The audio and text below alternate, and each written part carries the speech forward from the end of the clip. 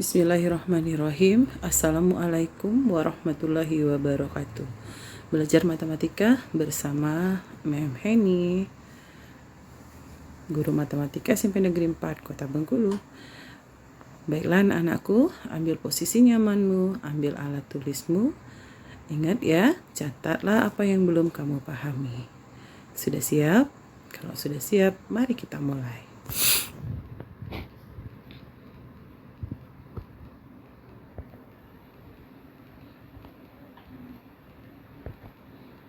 Koordinat Kartesius. Ada kata kunci, titik awal, sumbu X, sumbu Y, garis-garis sejajar, garis tegak lurus, garis-garis berpotongan.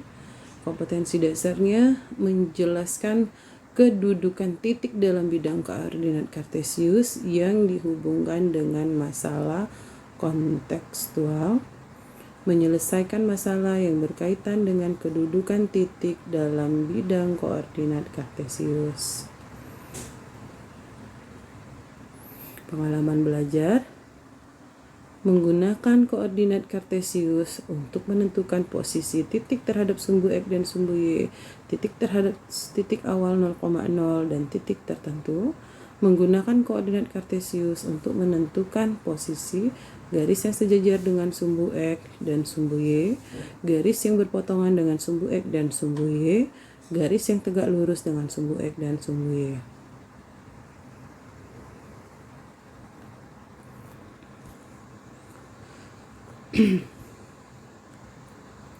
Sistem koordinat Kartesius. Nah, pada sistem koordinat Kartesius, kita mengenal dua sumbu.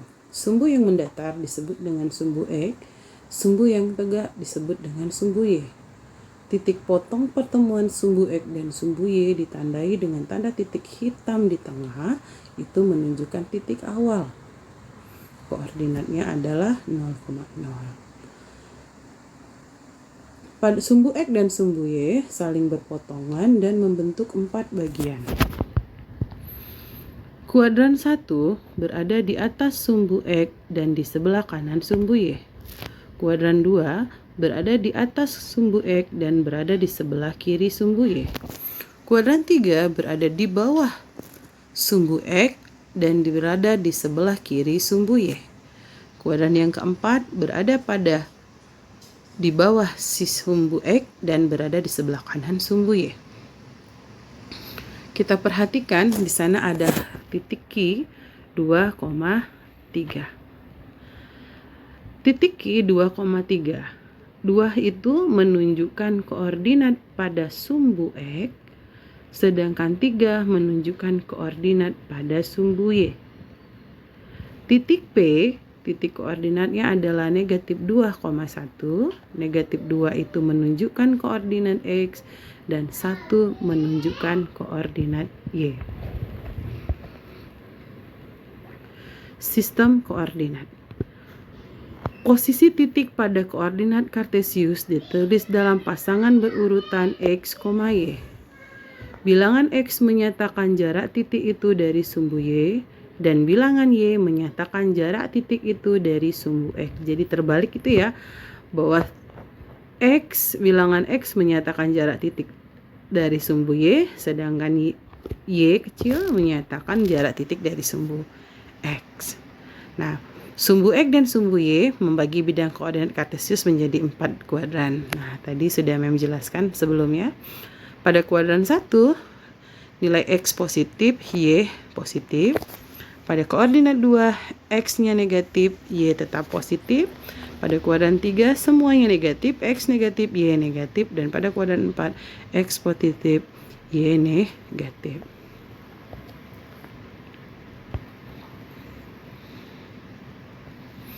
Nah, perhatikan gambar berikut. Kalian lihat buku cetak matematikamu halaman 56. Bagaimana kita menentukan koordinat titik-titik tersebut?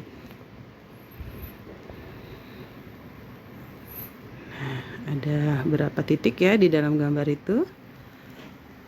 Nah, kita akan lihat bagaimana kita menentukan koordinat titik-titik ini. Oke. Sudah bisa? Sudah bisa kalian menentukan titiknya?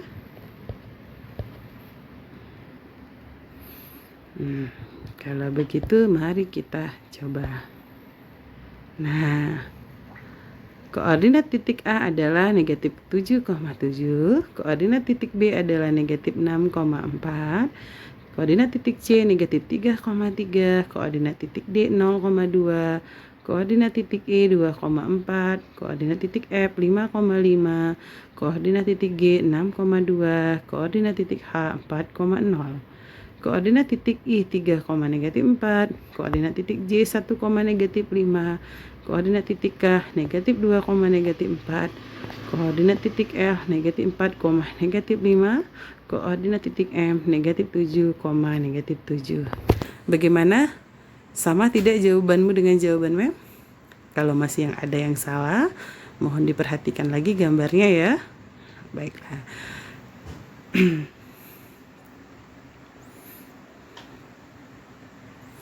Kita lihat titik-titik yang terletak pada kuadran 1, 2, 3, dan 4.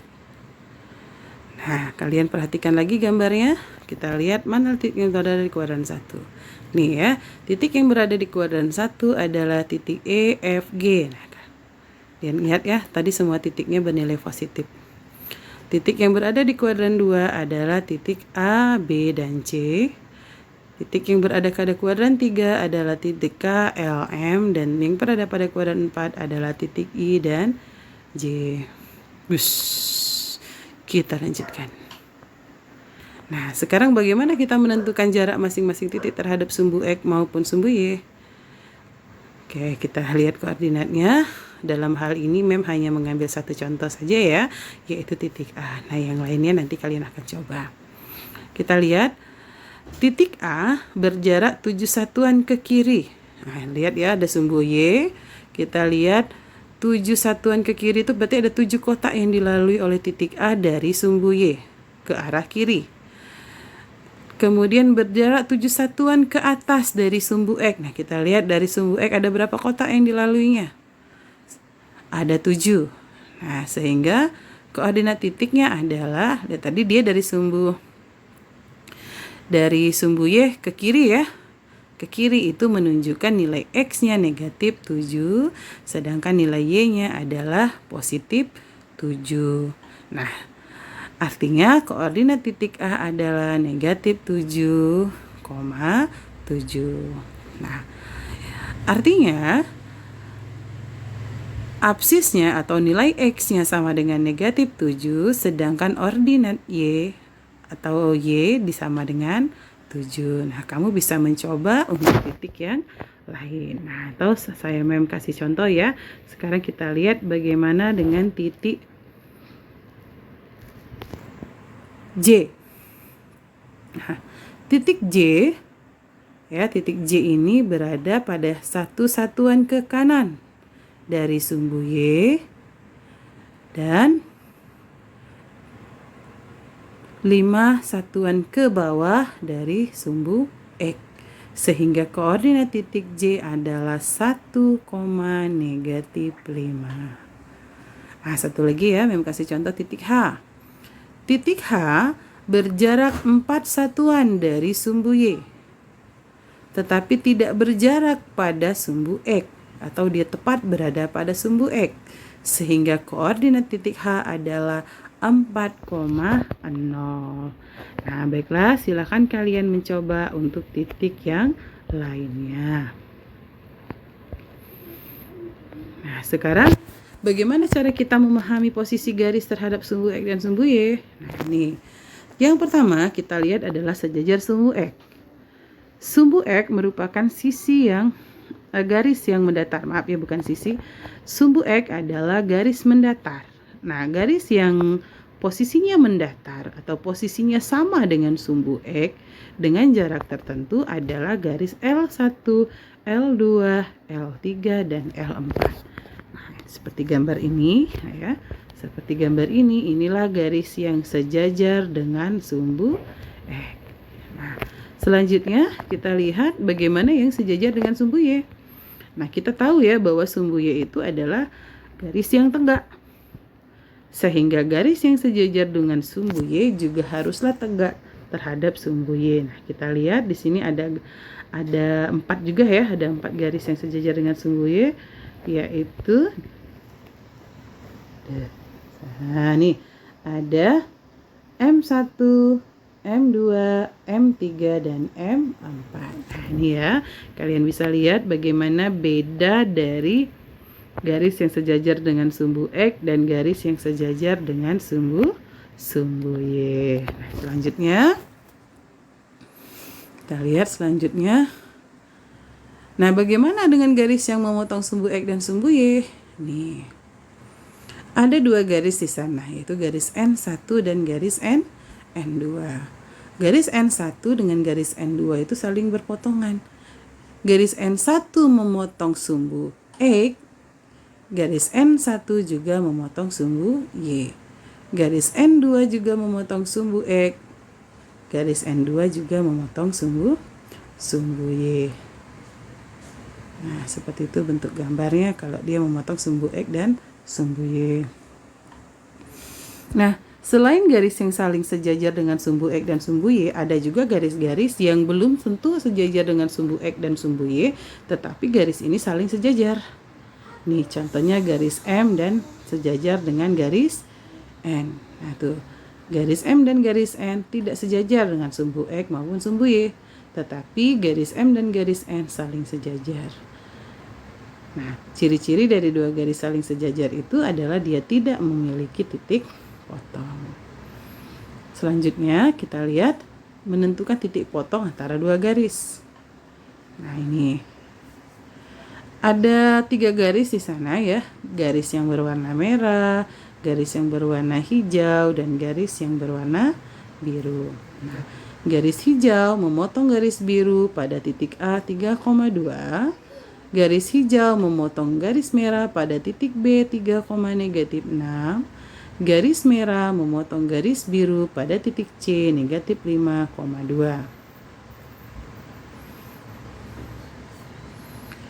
Alhamdulillah, kita sudah selesai belajarnya. Selanjutnya kalian bisa lihat buku kalian, buku cetak kalian yang dipinjamkan dari sekolah. Kalau kalian belum paham apa yang sudah kita pelajari hari ini, kita akan lanjutkan diskusi kita di kelas Telegram kita. Jangan lupa ikuti kuis yang akan memberikan di kelas Telegram kita. Tetap semangat anak-anakku, dimanapun, kapanpun kita tetap bisa belajar. Ikuti aturan new normal, selalu berdoa, semoga COVID-19 hilang dari muka bumi ini. Amin. Assalamualaikum warahmatullahi wabarakatuh.